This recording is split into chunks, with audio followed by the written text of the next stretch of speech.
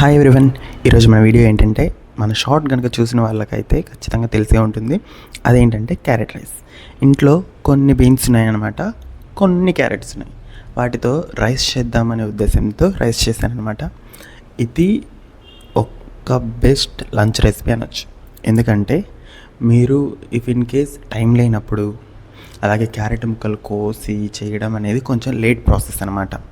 అలాంటి టైంలో అండ్ పిల్లలకి లంచ్ బాక్స్లోకి వాళ్ళు ఎలాంటి పేచీ లేకుండా తినాలన్నప్పుడు ఇలా ట్రై చేశారంటే రెసిపీ అయితే చాలా అంటే చాలా బాగా వస్తుంది. దానికోసం ఇక్కడ నేను ముందుగా స్టవ్ ఆన్ చేసి ప్యాన్ పెట్టి అందులో కాస్త ఆయిల్ వేసి కొంచెం జీలకర్ర, కొన్ని ఉల్లిపాయ ముక్కలు వేసి వాటిని బాగా ఫ్రై చేస్తున్నాను. ఉల్లిపాయలు బాగా ఫ్రై అవ్వాలంటే అందులో కాస్త ఉప్పు వేయాలి, గుర్తుపెట్టుకోండి. ఉప్పు వేసామంటే ఉల్లిపాయలు బాగా మంచి కలర్ వస్తాయి. అండ్ ఇంకోటి ఏంటంటే, ఇప్పుడు రీసెంట్ టైమ్స్లో చాలామంది ఏం చేస్తున్నారంటే ఇన్స్టంట్ పౌడర్స్, ఇన్స్టంట్ మిక్స్లు తెచ్చుకొని యూజ్ చేస్తున్నారు. దాని బదులు కొంచెం ఇంట్లోనే లేట్ అయినా సరే చేయడానికి ట్రై చేయండి. ఎందుకంటే పిల్లలకి కొంచెం ఎలాంటి స్టమక్ అప్సెట్ అవ్వకుండా, ఇబ్బంది లేకుండా ఉంటుంది. అండ్ నెక్స్ట్ పచ్చిమిర్చి, అవి కూడా కాస్త వేగాలి. ఎలా వేగాలంటే వేగినట్టు వేగాలి, అలా అనమాట. నెక్స్ట్ సన్నగా తరిగి పెట్టుకున్నటువంటి బీన్స్ ముక్కలు, ఈ బీన్స్ ముక్కల్ని కాస్త వేపండి. అవి కాస్త వేగుతున్న టైంలోనే మీరు పక్కన తురిమి పెట్టుకున్నటువంటి క్యారెట్ని కూడా రెడీ చేసి పెట్టుకోండి. అండ్ ఇంకొకటి ఏంటంటే, నేను మీకు సింపుల్గా చెప్తానమాట. ఇందులో బీన్స్ కానీ క్యారెట్ కానీ హెల్త్కి చాలా మంచిది, కాబట్టి తప్పకుండా ట్రై చేయండి. అండ్ నెక్స్ట్ క్యారెట్ తురుము, మనం ఆల్రెడీ తురుము పెట్టుకున్నటువంటి క్యారెట్ తురుము కూడా వేసి దాన్ని బాగా పైకి కిందకి కలుపుతూ కాసేపు వేయించాలి. అండ్ నేను మీకు ఇంకొక విషయం చెప్పాలనుకుంటున్నానండి. అదేంటంటే, పిల్లలు కొంతమంది క్యారెట్ డైరెక్ట్గా తినడానికి కూడా ఇష్టపడతారు. అలాంటి వాళ్ళకు కూడా క్యారెట్ని కడిగి ఇవ్వండి. ఎందుకంటే ఇప్పుడు వాటి మీద స్ప్రే చేయడం అలా ఇలా జరుగుతుంది. కాబట్టి ఒకసారి కూరగాయలను కడిగిన తర్వాతే వండడం స్టార్ట్ చేయండి. అలాగే కడిగిన తర్వాతే పిల్లలకు కూడా ఇవ్వండి. నెక్స్ట్ ఇందులో సన్నగా తరిగి పెట్టుకున్నటువంటి టమోటా ముక్క.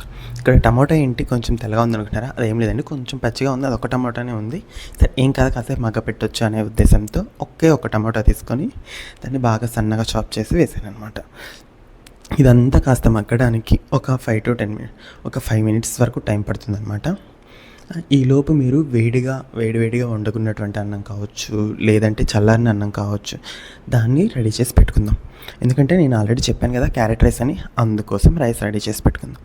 ఈ క్యారెట్ రైస్ ఒక్కసారి తిన్నారంటే కొంచెం అంత అల్లం వెల్లుల్లి పేస్ట్ కూడా వేయాలండి. మరీ ఎక్కువ వేయొద్దు, 1 లేదా 2 చిన్న స్పూన్స్, అది కూడా చూసుకొని వేసుకోండి. వెనిగర్ ఇలా ఏమి వేయకుండా సింపుల్గా మసాలాస్ వేసి చేశానన్నమాట. అందుకోసం చెప్తున్నానండి.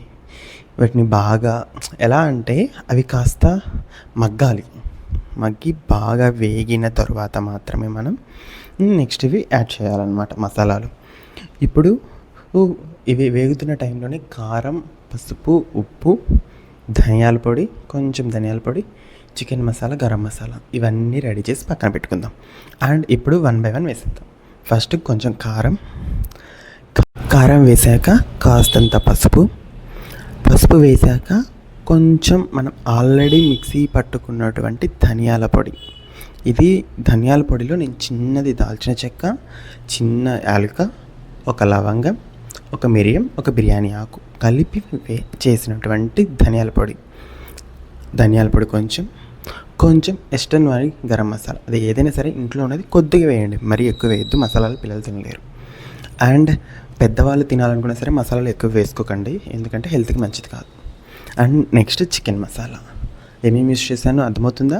కారం, పసుపు, ధనియాల పొడి, గరం మసాలా, చికెన్ మసాలా, ఫైనల్గా కాస్త ఉప్పు. ఆల్రెడీ మనం ఉల్లిపాయలు ఉప్పు వేసుకున్నాం కాబట్టి కొంచెం తగ్గించి ఉప్పు వేసుకున్న తర్వాత మా ఫ్రిడ్జ్లో ఎప్పటి నుంచో షెజ్వాన్ సాస్ ఉందన్నమాట. దాన్ని ఎలాగైనా సేల్ చేద్దాం, అంటే అయిపోకూడదాం అనే ఉద్దేశంతో స్టార్ట్ చేశాను. దానికి ఎక్స్పైరీ డేట్ చాలా ఉందన్నమాట. చాలా ఉన్నా సరే కంప్లీట్ చేద్దాం, అయిపోకూడదు మరి డేట్ అయిపోతుందనే ఉద్దేశంతో షెజ్వాన్ సాస్, అందులో వెల్లుల్లి, పండుమిర్చి, వీటి యొక్క పేస్ట్ ఉంటుందన్నమాట. కాబట్టి అది కొంచెం వేసుకొని మొత్తం ఒకసారిగా కలిపి వాటిని కాస్త ఉడికించాను. అండ్ మీరు ఇంకొకటి గుర్తుపెట్టుకోవాల్సిన విషయం ఏంటంటే, మనం ఫ్రైడ్ రైస్ చేసేటప్పుడు ఆయిల్ సరిపోయినంత లేకపోతే అది పొళ్ళు ఆడుతుంది, టేస్ట్ బాగుండదు. టేస్ట్ బాగుండాలి అంటే కాస్త ఆయిల్ పడాల్సిందే, ఇది గుర్తుపెట్టుకోండి. అండ్ పిచ్చి పిచ్చి ఆయిల్స్ అన్నీ యూజ్ చేయకండి, ఈ కొంచెం మంచి ఆయిల్సే యూజ్ చేసుకోండి. ఎందుకంటే ఇప్పటి రోజుల్లో ఆయిల్ కూడా మంచిది యూజ్ చేస్తేనే బాగుంటుంది. మేమైతే ఇక్కడ గ్రౌండ్నట్ ఆయిల్ యూజ్ చేస్తాము, ఫ్రీడమ్, ఇవి రెండు మార్చి యూజ్ చేస్తూ ఉంటాం అనమాట, sunflower oil and groundnut oil. And next ఇది వేగుతున్న టైంలోని మనం ఆల్రెడీ చల్లార్చుకున్నటువంటి అన్నాన్ని వేయాలి. అన్నం కూడా ఎలా అంటే ఒకసారి ఆల్రెడీ ఉడికిచ్చి వేడివేడి అన్నం అయితే ఒకసారి పొళ్ళుగా అయ్యేలాగా ఒక 2 నిమిషాలు ఫ్యాన్ కింద ఆరబెట్టండి. లేదంటే ఆల్రెడీ చల్లన్నం అయితే అది చేత్తోనే స్మాష్ చేసి పొళ్ళుగా చేసి వేయండి. టేస్ట్ అయితే నేను చెప్పను, ఒకసారి ట్రై చేసి చూడండి, చాలా అంటే చాలా బాగుంటుంది. అది బాగా పైకి కిందకి కలిసేలాగా మిక్స్ చేసుకొని, మనం ఏం వేయాల్సిన పని లేదు, పైకి కిందకి మిక్స్ చేసుకొని